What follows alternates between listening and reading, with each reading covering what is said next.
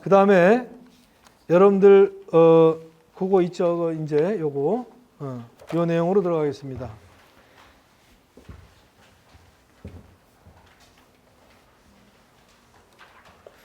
이게 떠들다 보면은 시간이 금방 가요. 목이 아파 죽을 것 같은데도 시간이 금방 가네 벌써. 자, 여러분들이 이제 사무실을 얻고 개업하러 갑니다. 사무실 다 얻었어요? 좋은데 얻었죠? 좋은데 얻었어요? 자, 그러면 얻어서 여러분들은 개설 신청을 해야 되겠죠. 그죠? 개설 신청을 하고 나서 그러면 여러분들한테 등록증이라는 게 나옵니다. 그렇죠? 등록증이라는 게, 사무소 등록증이라는 게 나옵니다. 얘는 이제 시군구 구청에 그 부동산 정보과라는 게 있습니다. 과에서 개설 신청을 하면은 등록증이 나옵니다. 등록증을 나온 다음에 여러분들이 좋아하시는 보험, 공제 신청을 합니다. 그죠? 공제 가입을 하고, 그 다음에 사업자 등록증을 내고, 그 다음에 비로소 계약서를 쓰시는 영업으로 들어가시면 됩니다. 개설 신청을 할 때 우리가 가져가는 서류는 여러분들이 그 사무실을 계약한 사무실 계약서가 있겠죠. 그 계약서를 반드시 가져가야 되고요. 그 다음에 여러분들이 뭔가를 창업하거나 소공으로 취업하려면 뭘 받아야 돼요? 조금 원장님 말씀하신 거. 실무 교육을 받아야 되겠죠. 그죠? 실무 교육 필증.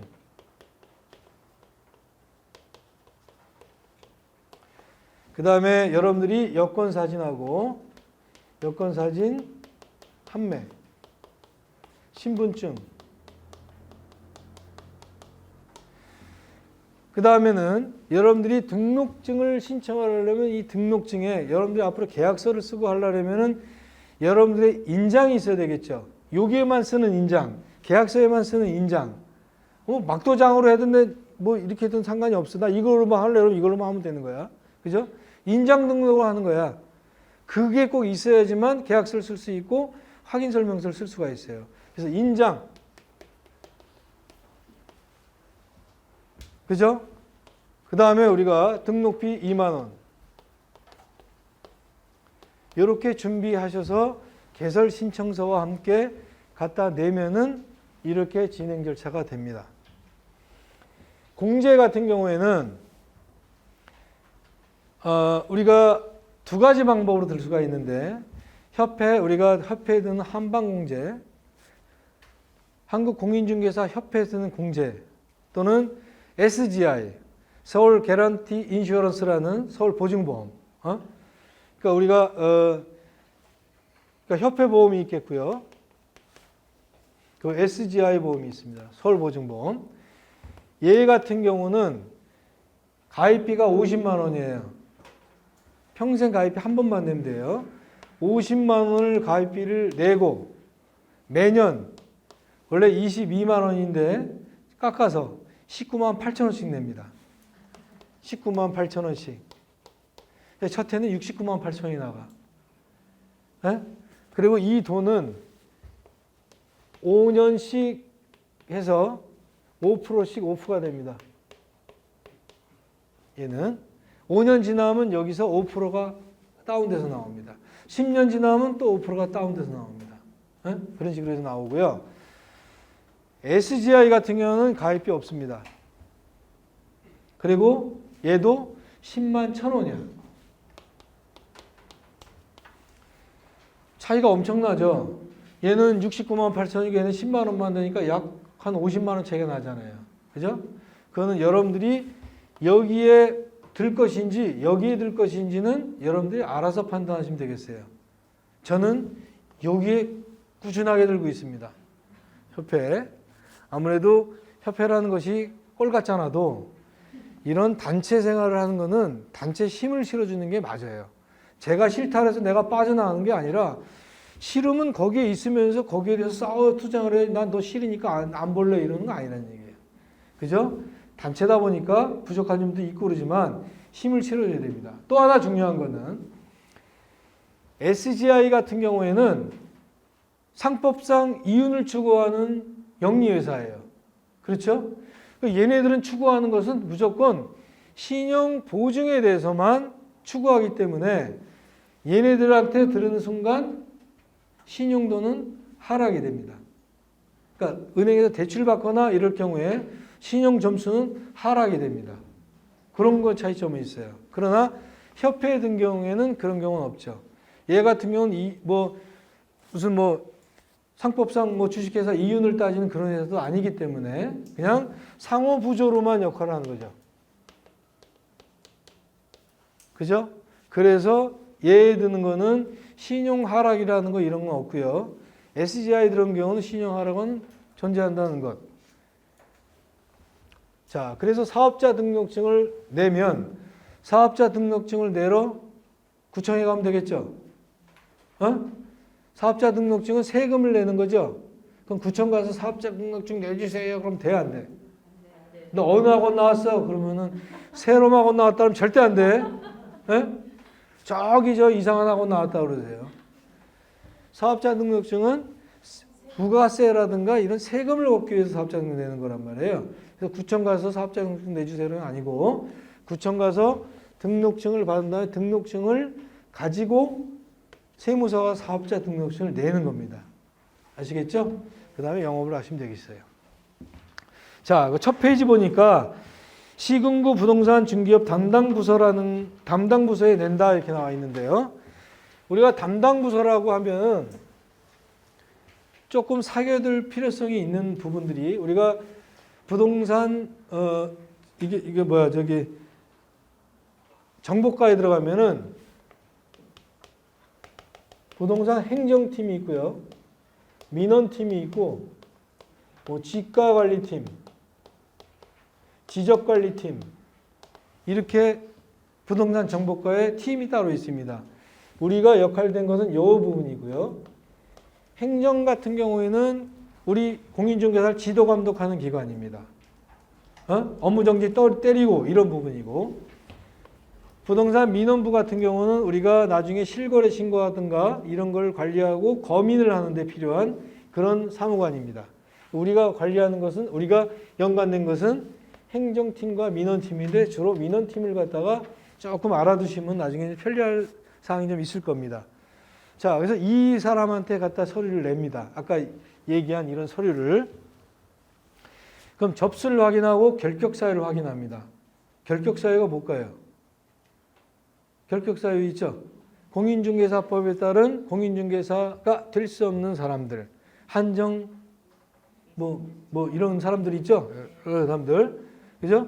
피한정 후견인단, 이런 사람들. 형이 집행이 정지가 됐어. 그죠? 너 죄일이었는데 형 집행 정지 후 3년 미만인 자. 아직 3년이 안 흘렀으니까 이 사람은 공인중개사법에 의해서 공인중개사 등록을 할 수가 없어요. 그런 부분. 미성년자, 신용불량자, 못생겨서 그건 없죠. 그러니까 신용불량자나 못생겨서 이 부분은 아니에요. 그래서 그런 사람들이 결격사유가 있나 없나를 봅니다. 그 다음에 등록 기준 검토 및 결제라고 한 이 부분은 여러분들 앞으로 주의 깊게 살펴볼 일이 내가 사무실을 얻었는데 어떤 분들이 나중에 아주 통곡을 하시는 분들이 있어요. 자, 사무실을 얻었어. 아파트 지역이나 이 상가 이런 신축 상가 이런 부분은 존재가 안 하는데 동네의 주거 밀집 지역에 있는 상가나 이런 부분들 그냥 간단하게 얻어서 들어가신 분들 보면 뒷부분에 좀 이상한 부분들이 있어. 요게 불법 건축물이야. 근데 건축물 대장에는 얘가 안 올라와 있어. 얘가 걸렸다는 얘기야, 안 걸렸다는 얘기야? 안 걸렸다는 얘기야. 그럼 그 당시에 내가 사무소 등록을 낼 때는 등록증이 나와, 안 나와? 나와요. 그죠? 왜? 그 당시에는 불법 건축물은 안 걸렸으니까. 그래서 룰루랄라해서 여기다 사무실 냈단 말이에요. 영업을 잘하고 있었어. 그런데 이게 어느 날 갑자기 보니까 등기부등본을 떼어보니까 불법 건축물로 등재가 돼버렸네. 어? 그럼 얘는 할 수는 있어요. 계속 내가 여기서 하면. 근데 얘는 못 팔아먹는 거야. 왜? 팔 수가 없잖아. 내가 팔고 나가면 나는 폐업을 해야 되고 다른 사람이 개업 신청을 해야 되겠죠. 이 개업 신청이 안 되는 거야. 불법 건축물이 있는, 즉 다시 말해서 위반 건축물이 있는 건물은 부동산 사업자 등록증을 낼 수가 없어요. 그러니까 내가 계속 있는 한은 상관이 없지만 내가 폐업하고 다른 사람이 들어오면은 이것 때문에 안 되는 거야. 그럼 얘는 권리금이 빵원이 되는 거죠. 그죠? 이런 거를 주의 깊게 살펴보시라는 얘기예요. 그래서 불법 건축물이 있나 없나 등록 기준 검토 및 결재를 하고 그 다음에 등록증을 발급하고 난 다음에 개설 등록 통지를 해주는 겁니다. 자, 다음 장 넘어가 봅니다. 자, 개설 등록 신청서와 인장 등록 신청서가 나와 있죠. 두 가지를 같이 함께 합니다. 그래서 체크해 놓은 부분을 다 체크를 하시면 되겠고요. 그 다음에 그 밑에 빨간 걸로 쓴 것만 말씀드리겠습니다. 가설 건축물 대장은 제외합니다. 가설 건축물 대장은 공연이나 전시라든가 임시 적재물 이런 것들 가설 건축물이죠. 그런 곳에다가 얻은 사무실은 안 된다 이 말입니다. 가설 건축물은 가설 건축물 대장이 따로 있습니다. 건축물 대장 기재를 요하지 않는 거예요. 그래서 이런 건 안 된다는 말씀이고요. 대신에 준공검사, 준공인가 사용 승인이라는 말이 있습니다.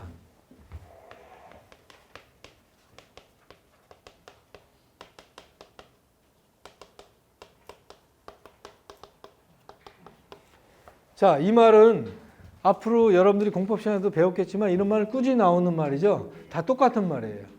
건축의 마무리 단계에서 이런 것들이 나와야지만 전기가 들어가고 가스가 들어가고 사용할 수 있다는 얘기예요. 내가 건물이 완성이 안 됐는데 등기가 안 나왔는데 어떻게 돼요? 사용 승인 필증, 준공검사 필증, 사용 검사 필증만 있으면은 그것도 똑같이 사무실로 인정을 한다 이거예요. 알겠죠? 그러나 얘 같은 경우 왜 그럼 이렇게 글자를 갖다 다르게 했느냐? 얘는 국토계획법 용어입니다. 얘는 얘는 그 건축법입니다. 얘는 주택법. 용어만 이렇게 법에 대해서 틀릴 뿐이지 다 무슨 말이다?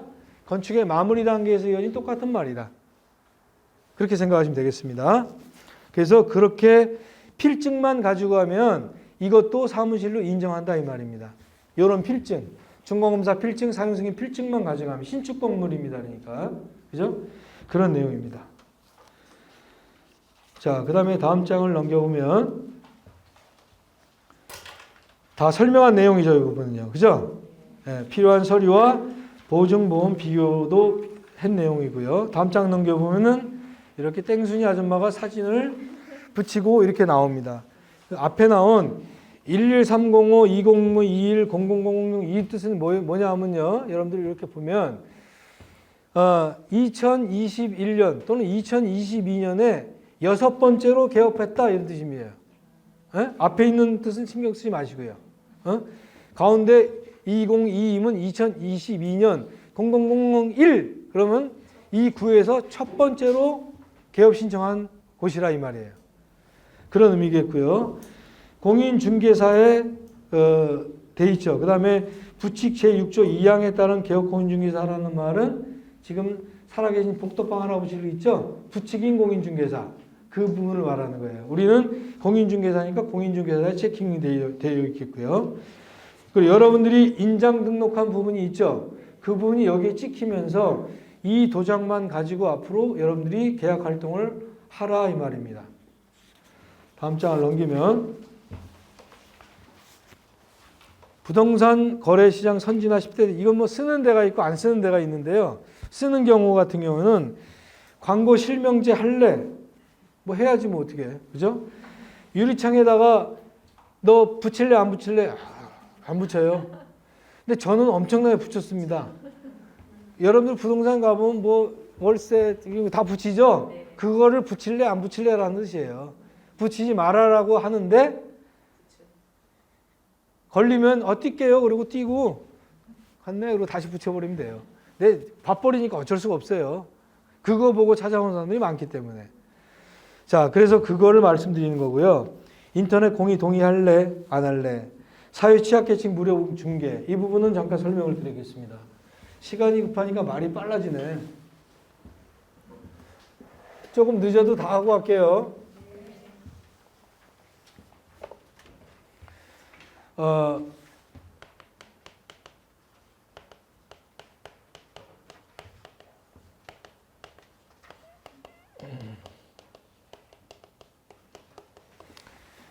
우리가 옆에 이제 뭐 아파트 지역 그런 경우는 거의 이런 부분들이 없고요.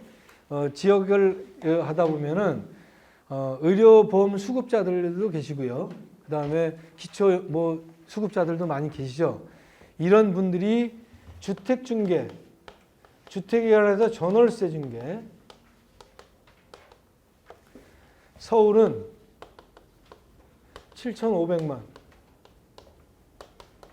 수도권은 6,500만 이하의 경우에 있어서 이렇게 전월세 주택을 했을 경우에 사회 취약계층이 애구구해서 어려워서 왔을 때 그런 서류만 제출하면 그분들한테는 돈 안 받는 거야. 돈 안 받는 거야.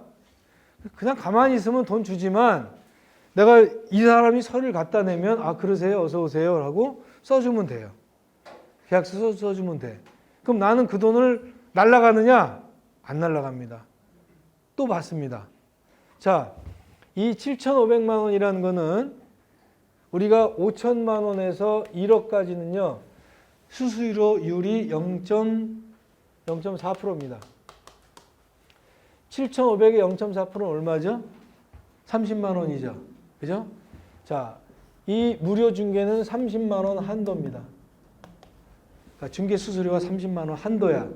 이 한도 내에서, 그러니까 다시 말해서 전월세를 환산보증금으로 환산을 해가지고 7,500만 원에 되면 요 30만 원까지 무료 중개를 해주라 이 말이에요. 그리고 내가 안 해줬다 하더라도 동사무소에서 전화가 옵니다. 전화가 와서 이러이러한 사람 신청했는데 혹시 무료 중개 해줄래요? 그럼 당연히 해준다 그래야지. 안 그러면 작살나는데, 그죠?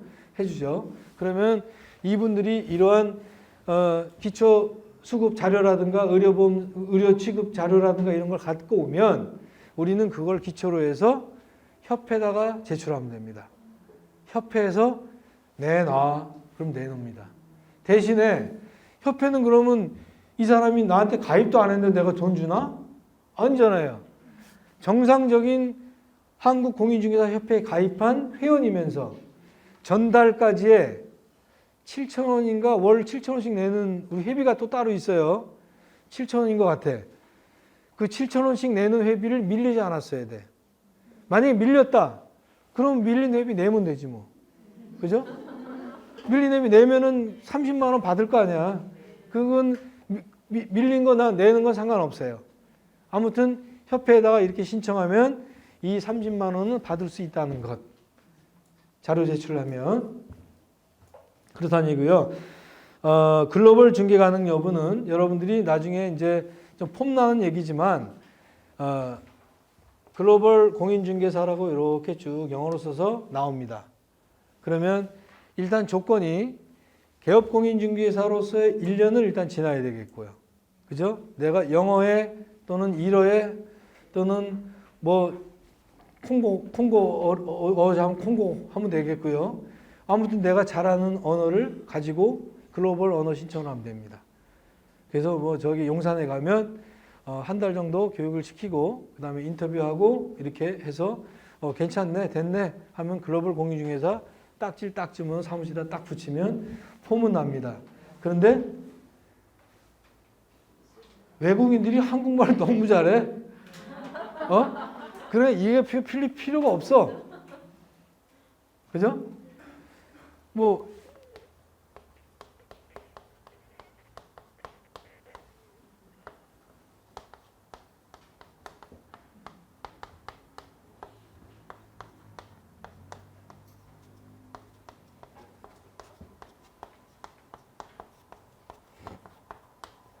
뭐 이 정도 급만 해석하면은 여러분들은 그냥 글로벌 공인중개사 됩니다. 어? 다 해석됐죠? 읽으면서 해석되잖아. 어? 그죠? 그러니까 글로벌 공인중개사를 만약에 하고 싶다 그러면 이거 달달달 외워가지고 그냥 가서 하면 돼요. 어? 아이 나쇼 왜 나쇼 낳고 싶어 나쇼 이러면 되는 거예요. 어? 자, 그렇게 해서 글로벌 중개 가능 여부도 말씀을 드렸고요. 다음 장으로 넘기면 이거는 이제 명찰 신분증을 이렇게 달고 다니는 데가 있어요. 경기도 지역 뭐 동두천, 안양 이런 데 같은 경우에는 명함판 사진 이렇게 붙여서 나 공인중개사 이정민이야 하고 이렇게 밥 먹으러 다니면서도 다니는 그런 명찰을 달고 다녀라는 데가 있으니까 이거는 뭐 서울 지역은 거의 없다고 보시면 되겠고요. 그 다음에 다음 장 뭐 사업자 등록 신청 이거는 전자기기니까 이렇게 하시면 됩니다 라는 거 쭉 넘어가시면 되겠고요. 그 다음에 12페이지 보면 사업자 등록 신청서를 보시면 법인이 아닌 단체의 고유번호 신청서가 이렇게 가로랑에 나와 있는데 사업자 등록 신청번호는 우리가 사업자 등록하면 신청번호가 따로 나오죠. 근데 여러분들 나중에 배우시겠지만 법인이 아닌 사단, 재단, 뭐 이런 기타 단체, 동창회, 친목회 이런 같은 경우에는 지금 말씀드린 여기는 고유번호가 있습니다. 걔네들은 그 고유번호를 신청하는 게 있어요. 그래서 그거를 말씀드리는 거고요. 그거는 나중에 계약서 쓸 때 제가 계약서에 나오는 내용, 그거는 기타 단체나 법인 단체, 교회 단체, 종교 단체, 종중 이런 건 다 그때 설명하겠고요. 자, 밑에 가보면 업종이 업태가 나와 있고 부동산 업으로 나와 있어요. 네가 지금 하려고 하는 업태, 다시 말해서 사업의 실태 형태가 뭐냐? 숙박업이냐, 뭐 관광업이냐, 서비스업이냐? 우리는 부동산 업으로 이렇게 쓰면 되겠습니다. 그렇죠? 그리고 주종목은 부동산 자문 및 그다음에 중개업 이렇게 쓰면 되겠고요. 자문을 영어로 써도 됩니다. 컨설팅 이렇게 써도 돼요. 영어 잘하시는 분들은. 그래서 부동산 컨설팅 및 뭐 중개업 하면 나중에 중개 보수를 권리금에 있어서 받는 보수는 내가 컨설팅 했다. 이렇게 해서 중개 보수 초과 수수에 안 들어갑니다. 그런 식으로 적어서 내면 되겠고요. 그 다음에 허가 등 사업 여부는 우리는 신고도 아닌 허가도 아닌 등록제죠. 등록에다 체크하시면 되겠고요. 그 다음에 사업자 단위과세, 옆에 간이과세 이런 부분이 나옵니다.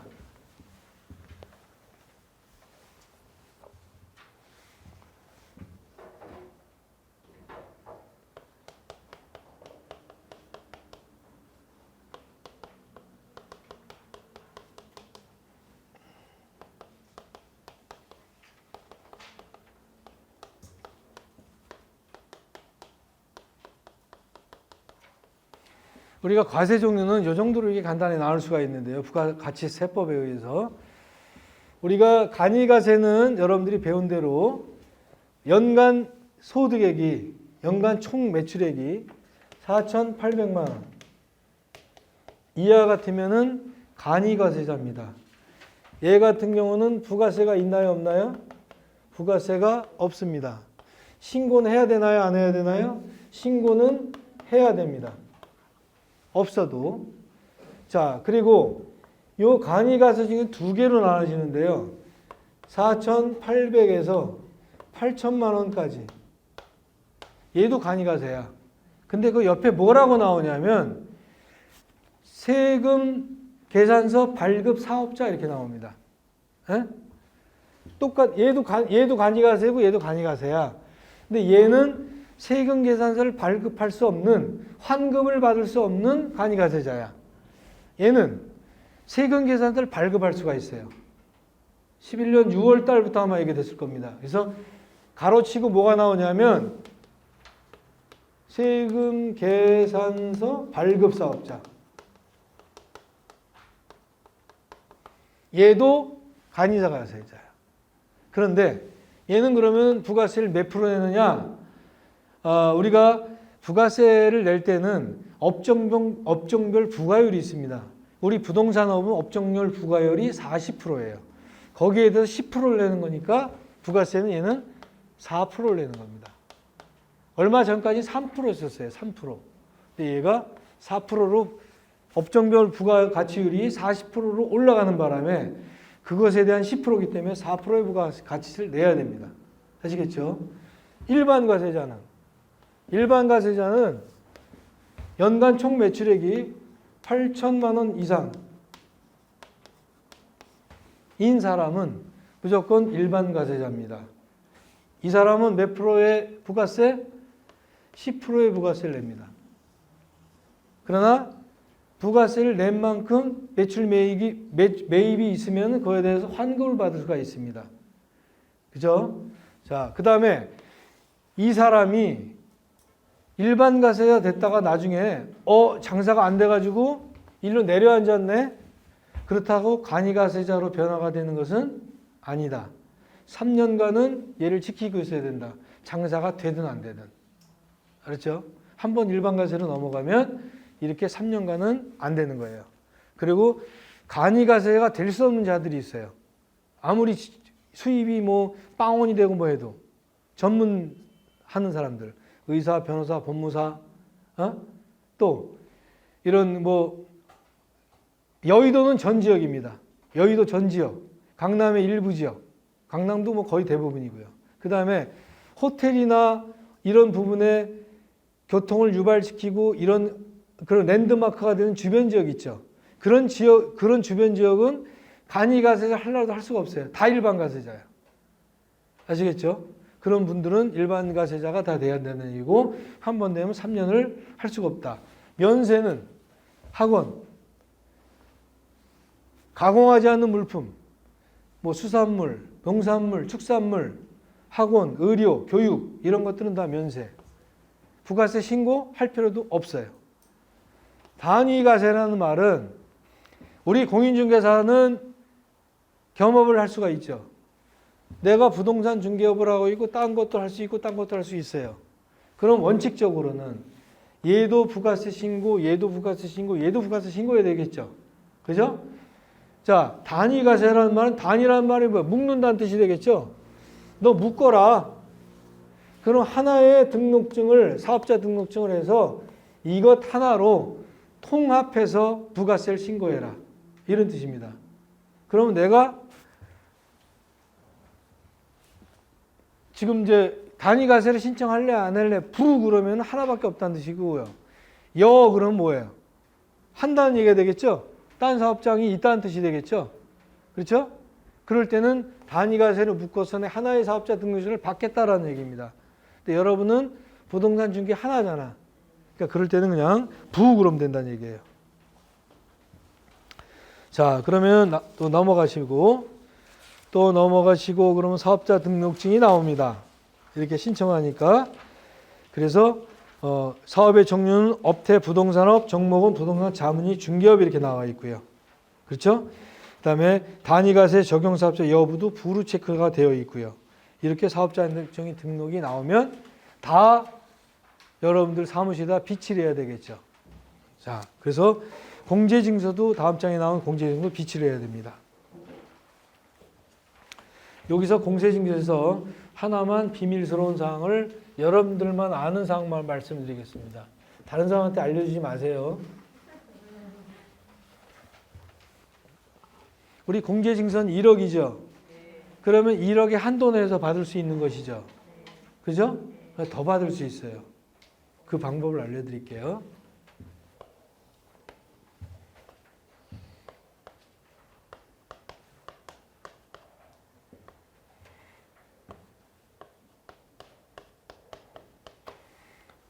자, 2021년 1월 4일 날 공제를 등록을 했다면 이날 또 등록을 해야 되겠죠. 그죠? 여기에 1억을 들었으니까 또 이때도 또 23년 1월 4일까지 1억을 또 들어야 될 거 아닙니까? 그렇죠? 자, 근데 내가 열심히 하다 보니까 어떻게 공제 사고가 나버렸네?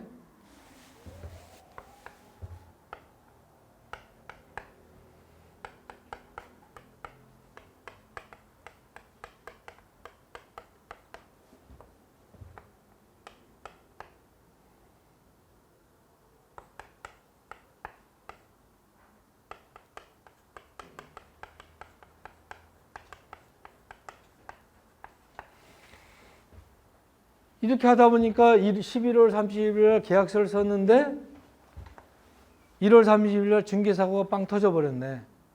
그러면은 이거를 해보니까 1억 한 3천만 원이야. 1억 3천만 원 다 물어줘야 돼. 그럼 1억밖에 안 되잖아. 그죠? 자, 그러면 약관에는 없지만 제가 끝까지 추적을 해서 확인해 본 결과 이런 지금 공제 금액을 갖다가 해줄 때 청구를 하거나 발생을 해줄 때는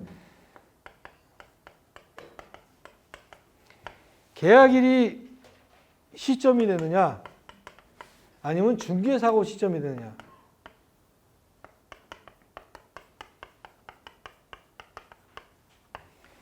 만약에 공제 금액을 결정을 할 때 이 공제 금액을 1억이냐 뭐 얼마냐 결정을 할 때 이 계약이 만약에 중개사고 시점이라고 한다면 여러분들 알고 있는 바는 이때 사고가 터지니까 1억에 대해서 보상을 받는구나 이렇게 생각할 거 아닙니까? 그죠? 얘는 지금 중개사고 시점이죠. 중개사고 시점에는 맞아요. 1억이 맞아요. 근데 만약에 공제사고 발생 시에 공제이익을 지급기일이 언제냐를 기준점을 두었을 때 계약일 시점으로 한다면 보세요. 여기가 계약일이죠. 이때 이미 1억이 들었습니까? 그죠? 이때 1억이 들었잖아요. 그리고 시간이 지나서 이때도 1억이 또 들었잖아요. 그죠? 이때는 2억까지 보상을 받을 수가 있다는 뜻이에요. 이런 경우는 드물겠지만 이것도 협회에서는 절대 안 가르쳐 줍니다. 그냥 1억으로만 뚝으로 갑니다. 그러다가 아는 사람이 내가 왜 1억이냐? 나는 이때 계약 시점, 발생 시점이 시점이기 때문에 이때도 1억이 존재하고 이때도 1억이 존재하기 때문에 나는 2억을 해줘야 된다. 이렇게 해서 승소를 한 판례가 있기 때문에 그래서 2억으로 된 겁니다. 근데 협회에서는 다 자꾸 잠그고 있어요. 여러분들은 알고 계세요? 다른 학원 출신한테 얘기하면 안 돼. 네. 그 다음에 공제 약관을 보시면 빨간 것만 설명을 해드릴게요. 제7조 보상하지 아니하는 손해 보상하여 드리지 아니합니다. 상업용 건축물 및 주택의 임대관리 등 부동산의 관리 대행 업무로 인한 손해. 우리 공인중개사는 뭘 중개하는 겁니까? 부동산을 중개하는 공인중개사입니다. 관리하는 사람이 아니고 관리 대행하는 사람이 아니죠. 그것에 대해서 사고가 벌어진 것은 공제에서 책임지지 않는다. 이런 의미입니다. 아시겠죠? 그 다음에 업무 범위를 벗어난 설명 및 개업 공인중개사의 책임 특약인 손해. 업무 범위를 벗어난 설명이라는 얘기는 조금 아까 얘기한 대로 내가 중개 업무를 하는 중개사인데 이 업무 범위를 넘어서서 설명을 했다든가 아니면 나 이 물건 잘 알아요. 이 사람 잘 알아요. 내가 책임을 질게요. 이런 책임이라는 말이 들어간 특약. 이런 거는 여러분한테 뭐가 돼 나오냐면 총알에 나옵니다. 쥐약. 책임 특약은 쥐약입니다. 내가 공인중개사가 책임이란 말만 들어가는 순간 여러분들은 바보, 똥개, 말미잘이야. 알았어요? 책임 특약은 절대 그렇게 한다는 얘기 아니고요. 그 다음에 손해에게 관계없이 손해를 입은 각 중개요인들이 협회로 받을 수 있는 배상 금액은 총합계액은 1억이란 얘기죠. 1억이란 한도 내에서. 누군가 앞에 가서 9,900만 원을 받아갔어. 그럼 나한테 남은 거는 공제사고가 100억이 터졌다 해도 이 사람 얼마가 받을 수 있는 거야? 100만 원밖에 받을 수 없는 거야. 한도가 1억이기 때문에. 아시겠죠? 손해를 발생하게 된 금액 중 공제 가입자의 과실 비율에 해당하는 금액으로 합니다. 다시 말해서 사고가 일어나는데 무조건 1억을 다 보상해 주는 게 아니라 비례 보상을 하는 겁니다. 과실 책임이 있다는 얘기죠. 중개사가 얼마만한 과실을 갖고 있느냐, 6대 4냐, 7대 3이냐 이걸 조사를 해가지고 중개사의 과실 비율에 따라서 보상을 액을 지급을 한다는 얘기예요. 다 주는 게 아니라. 공제 계약의 실효 기간에 발생한 중개 사고에 대해서는 배상하지 아닙니다. 실효 기간이 뭐가 있습니까? 우리 공제 기간 동안의 실효 기간이 폐업 실효 맞죠? 그죠? 휴업 실효 맞죠? 업무 정지 실효 맞습니까? 그 다음에 공제 기간이 지났어. 기간 만료가 됐어. 실효가 됐죠. 그런 기간 동안에 발생한 보상에 대해서는 보상하지 아니한다. 네가 알아서 해라 이런 뜻이에요. 그 다음에 옆으로 넘어가서 19조. 공제금을 지급받고자 하는 경우 서류를 첨부하여 손해배상의 지급을 청구할 수 있고 심의를 거쳐 한도 내에서 과실 비율에 해당하는 금액을 아까 내용 설명한 내용이고요. 21조. 소멸시효 발생일로부터 2년 이내에 행사하지 않으면 소멸시효가 완성됩니다. 이거는 아까 제가 몇 가지 설명을 해드렸죠. 2년에서 3년으로 변화가 될 것이고요. 민법상 손해배상 청구 기한 소멸시효가 3년이기 때문에 그 민법상 맞추는 개념으로 해서 3년으로 바꿀 것입니다. 그리고 밑에 그냥 주는 것이 아니라 구상권을 갖다 나중에 청구를 하겠죠. 협회에서 그냥 1억 다 주는 거 아니에요. 나중에 구상권 취급한다는 얘기입니다. 17페이지 아까 설명한 내용이고요. 18페이지는 이 청구서를 가지고 협회에다 내면은 30만 원 한도 내에서 중개보수를 받을 수 있다는 내용이고요. 아까 취약계층 중개할 때. 그 다음에 19페이지도 여러분들이 다 아는 내용이고요. 그 다음에 그 쭉 나와 있는 내용들 보면 여러분들 그 앞으로 교육 일정이 앞부분에도 나와 있고 뒷부분에 나와 있죠. 저 그 부분에 대해서 설명을 하자 보면 여러분들은 오늘 간단하게 제가 현황과 그 다음에 전망과 그 다음에 앞으로 여러분들이 살아나갈 수 있는 방법을 그냥 간단하게만 설명을 해드렸고 도움이 되길 바라고요. 그리고 취업과 창업에 대해서 말씀을 드렸지만 여러분들한테 깊이 와닿은 분도 계시고 아니 별거 없다라고 계신 분도 있겠지만 힘이 되었기를 바라고 그 다음에 12월 6일부터 진행하는 필수교육 같은 경우에는 계약서 작성부터 확인설명서 그 다음에 실거래 신고 주택 취득자금 조달 계획서까지 전산으로 전부 다 여러분들과 함께 하고 그 나와 있는 내용 문구 하나하나를 짚어가며 설명을 해드릴 거예요. 첫날은 그 두 번째 날부터는 1강부터 41강까지 제가 월, 화, 수, 목, 금을 강의할 것입니다. 6일 날은 토요일 날은 우리 컴퓨터 강사분이 오셔서 여러분들이 필요한 컴퓨터 강의를 해주고 그 다음 주에는 월, 수, 금을 우리 선배님 사무실로 가셔서 배속을 제가 시켜드릴 겁니다. 여기 다른 우리 학원생 아닌 분들도 계시죠? 그런 분들은 실무 교육을 받지만 거기는 못 갑니다. 그거 양해해 주시고요. 3일 동안 그렇게 진행을 하고 마지막 날 금요일 날 이 자리에 오셔서 수료식을 하고 맛있는 소주 한 잔을 먹고 그리고 헤어집니다. 자, 그래서 진짜 실무 교육은 12월 6일부터 진행되고요. 오늘 교육은 제가 준비한다고까지 준비를 했는데 여러분들한테 도움이 될 수 있는지는 모르겠습니다만 열심히 저는 강의를 했습니다. 그래서 박수 한번 보내주시면 고맙겠습니다. 안녕히 돌아가시고요.